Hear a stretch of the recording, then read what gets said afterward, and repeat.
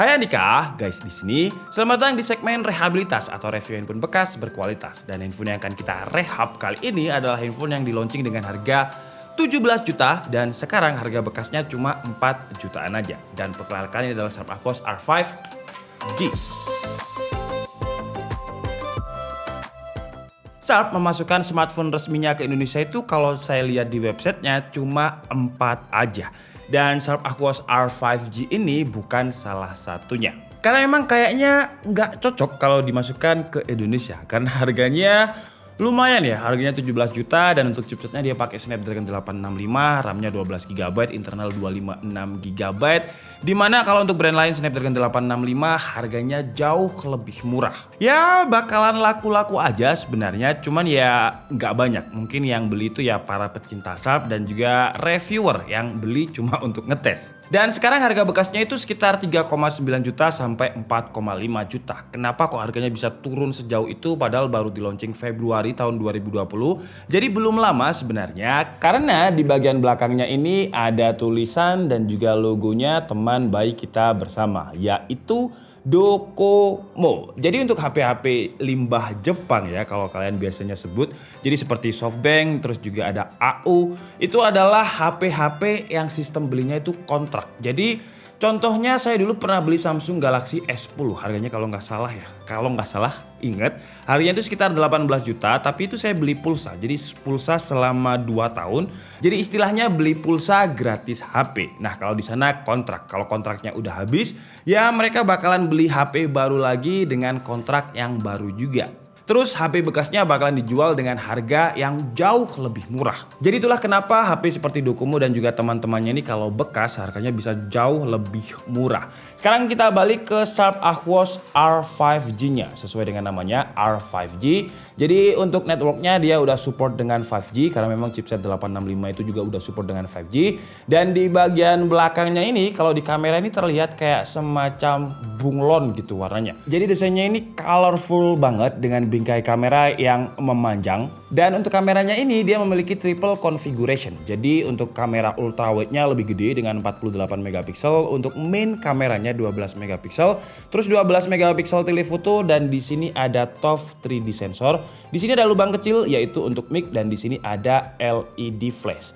Dan kalau menurut saya sih untuk sekelas flagship desainnya biasa aja ya, kayak kurang gimana gitu dengan harga 17 juta. Terus di bagian sampingnya untuk port-portnya ini di bagian kanan sini ada volume up and down, terus juga ada tombol power. Di bagian bawahnya ada USB-C, terus juga ada speaker dan beberapa lubang mic. Di bagian kiri ada SIM tray. Terus di bagian atasnya juga masih ada audio jack. Terus tampak depan menurut saya juga agak aneh desainnya untuk sebuah flagship. Jadi di sini ada tombol home dan juga fingerprint sensor. Jadi karena layarnya ini dia nggak pakai AMOLED, pakai panel IGZO ciri khasnya Sharp. Jadi untuk fingerprintnya belum bisa masuk di layar atau in display fingerprint karena IGZO itu juga pasti pakai panel IPS. Terus untuk selfie kamera 16 megapikselnya ini nggak pakai pansul tapi pakai water drop yang menjadikan flagship dari Sharp ini framenya nggak tipis-tipis banget. Tapi walaupun secara desain bingkai kamera dan juga kamera depannya saya kurang suka karena kalau desain itu kan ya pribadi masing-masing, selera orang masing-masing. Jujur kalau saya kurang suka, tapi kalau untuk kualitas kameranya menurut saya oke banget. Dan bahkan untuk videonya dia bisa di resolusi 8K wide dan bisa stabil. Langsung aja kita coba lihat untuk kameranya. Oke, jadi dalam mode kamera belakangnya di 4K 60 fps dan fitur steady-nya bisa aktif loh ya. 4K 60 fps tapi fitur steady-nya bisa aktif dan ini bener-bener stabil banget padahal saya jalan udah agak kenceng nih ya. Tuh jadi kalau kalian lihat, wah jadi memang image signal processing-nya Snapdragon 865 dengan tuningannya Sharp R5 ini udah oke banget. Tuh ya. Jadi kalau misalkan kita kanan kiri seperti ini, ada sih patah-patahnya tapi nggak separah HP-HP yang beberapa akhir ini saya review. Tuh ya, masih lumayan smooth. Kalau misalkan atas bawah, nggak ada tapi nggak terlalu banyak. Tapi ini kalau kita ngomongin stabilnya benar-benar stabil banget. Sekarang kita coba lihat untuk fokusnya ya. Jadi kalau misalkan saya mau fokuskan ke bunga ini, wah saya nggak kelihatan lagi, sebentar. Ini aja nggak terlalu tinggi. Nah ini ya. Terus saya mau fokuskan ke situ. Lumayan cepat juga. Fokus ke bunga, fokus ke air mancur. fokus ke bunga, fokus ke air mancur. Dan ini adalah resolusi 8K. Cuman sebenarnya percuma juga ya saya 8K ya. Karena kalau 8K ini saya tetap upload di videonya 1080p. Nah, kalau misalkan saya zoom, ini zoom 5 kali. Coba ya kita zoom di situ. Wih, zoomnya ini ada optical image-nya.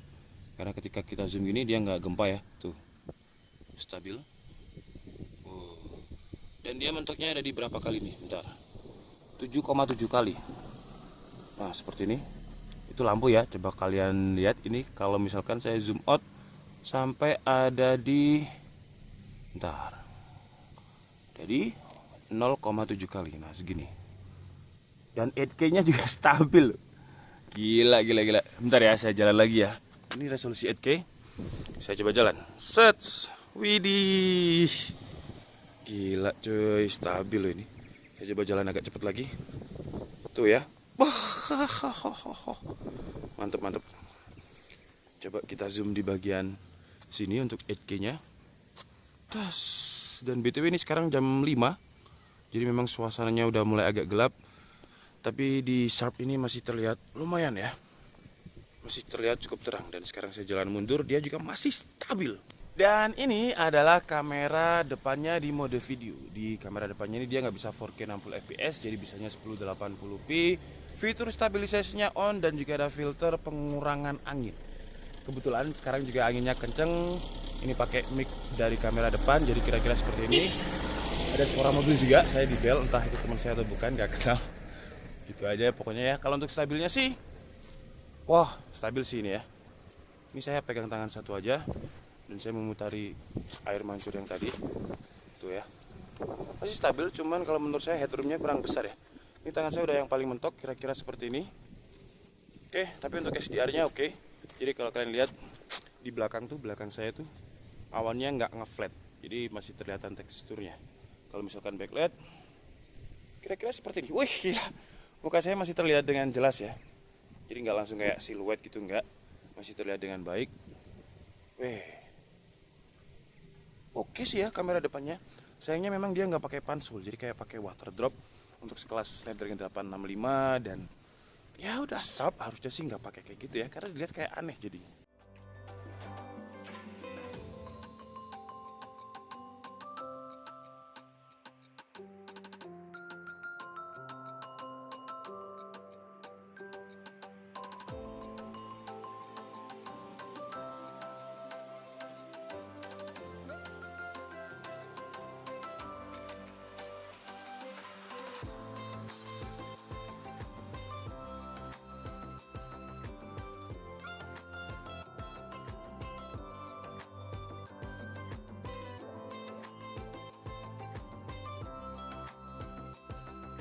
Sekarang langsung aja kita coba lihat gimana performa Snapdragon 865 yang dikonfigurasikan dengan 12GB RAM di Sharp Aquos R5G ini. Jadi untuk Antutu versi 9.2.6-nya dia mendapatkan skor yang ya standarnya Snapdragon 865 dengan 657.000. Terus untuk Geekbench 5-nya single core dapat 871, multicore-nya 2622. Dan kalau untuk stabilitas chipsetnya ketika saya tes pakai CPU throttle selama 15 menit aja karena di sini udah ada throttle jadi saya stop.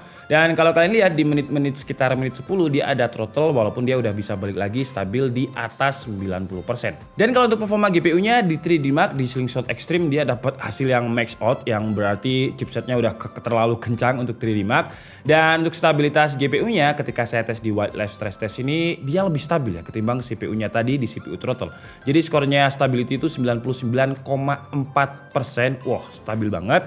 Dan untuk Wildlife Extreme-nya dia juga dapat 99,4%. Jadi stabil kalau untuk GPU-nya. Untuk CPU-nya tadi kenapa ya?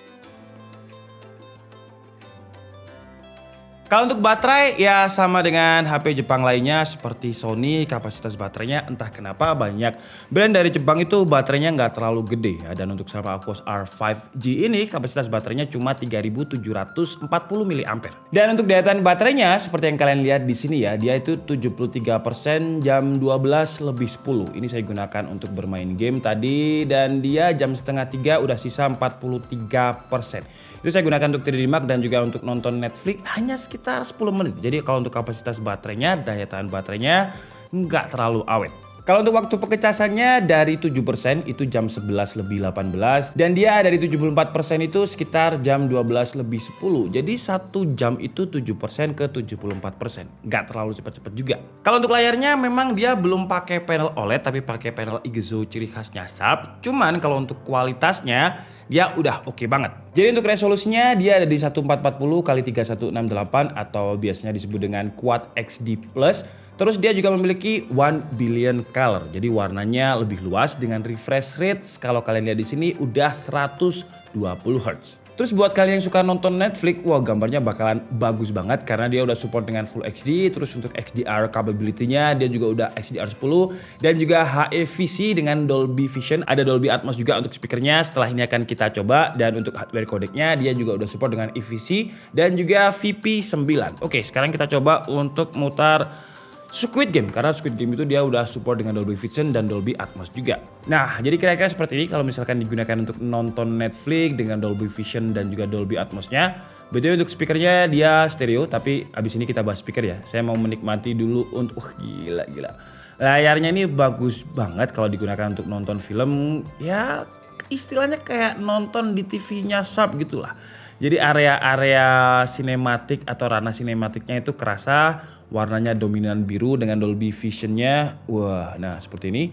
Dan detailnya juga dapat banget. Ini kalau misalkan saya dekatkan ke kalian seperti ini, wah gila ya. Jadi tekstur artisnya itu terlihat gitu. Bahkan minyaknya yang di dekat mata tuh. Nah, jadi kalau kalian lihat ada minyak kan ya di dekat matanya tadi, itu juga terlihat. Wah.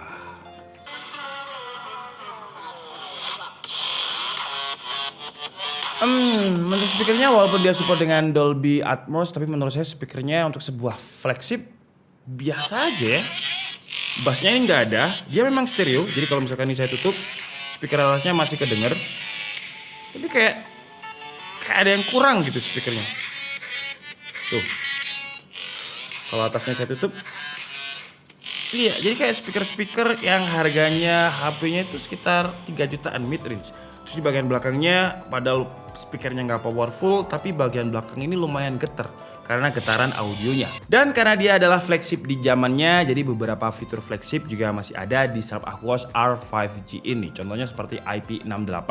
Jadi kalau misalkan dia kena debu atau kena air di kedalaman 1 meter dalam waktu sekitar 30 menit nggak akan jadi masalah.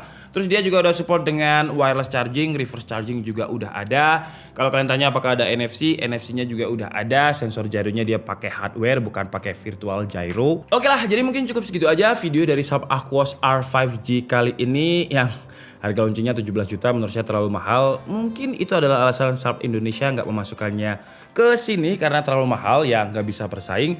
Cuman dengan harga bekasnya yang sekarang 4 juta dan kalau kalian cari ya di marketplace kalian ketikkan aja Snapdragon 865. Sharp Aquos R5G ini adalah yang termurah untuk konfigurasi RAM 12 GB dengan internal 256 GB.